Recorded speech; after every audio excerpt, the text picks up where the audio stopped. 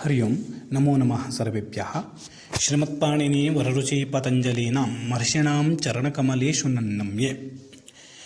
तो आज हम अकथितंच इस सूत्र को लेकर के उपस्थित हुए हैं।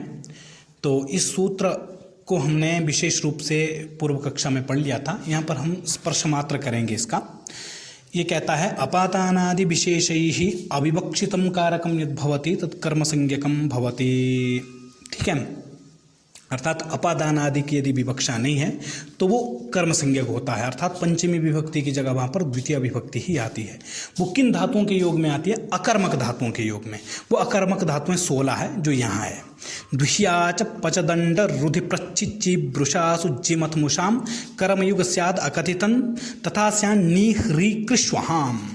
तो ये कैसे होता है? इनमें एक गौण कर्म होता है, एक प्रधान कर्म होता है। दुह प्रपूरणे ऐसी एक धातु है और उदाहरण है गोपालः गाम दोग्धि पयः। गोपालः गाम पयः दोग्धि। अब यहाँ पर आप देखिए कि भाई गोपाल जो है वो गाय से दूध का दोहन कर रहा है, दूध ले रहा है, परंतु गाय से ले रहा है तो मतलब अपाय हो रहा ना, तो वहाँ पर पंचमी विभक्ति होनी चाहिए थी, परंतु द्वितीय होती है। क्यों? अपादान आदि की अविवक्षा में। बले गोपालः गोह पयः दोग्धि ऐसा होना चाहिए था। यहाँ पर देखिए प्रधान कर्म पय है, गौण कर्म गाम है और यहाँ पर अन्य कारक हुआ है अपादान। तो अपादान कारक होने की वजह से इसका जो रूप बनता है गोपालः गोह पयः दोग्धि।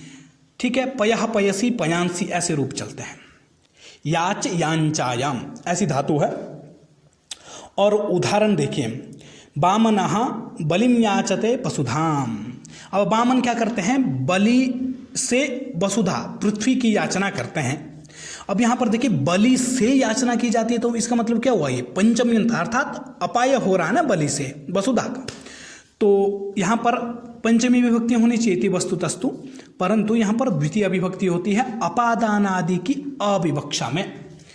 तो प्रधान कर्म वसुधा है और गौण कर्म यहाँ पर बलिम है और जो अन्य कारक है वो है वामनः बलेः वसुधाम याचते। इसी प्रकार से पचपाके यांचायाम च।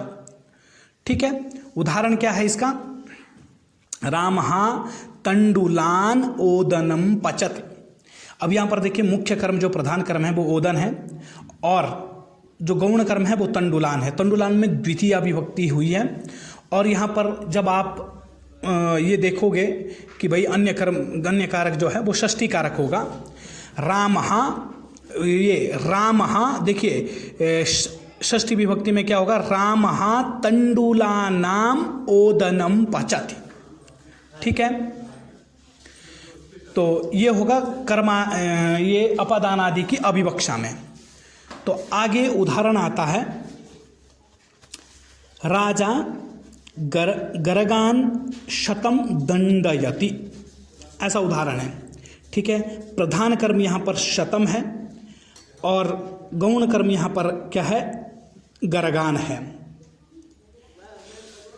ठीक है, तो गौण कर्म में देखते हैं अन्य जो कारक आएगा वो कौन सा आएगा। ठीक है, राजा गरगेभ्यः शतम दंडयति अपादान कारक है। ठीक है, यहाँ पर अर्थात अपादान आदि की अविवक्षा होने पर क्या होती है? द्वितीय विभक्ति होती है। दंड दंड निपाते ऐसी धातु है। अब उदाहरण देखिए आगे वाली धातु का। गोपालः गाम ब्रजम अवरुणद्धि।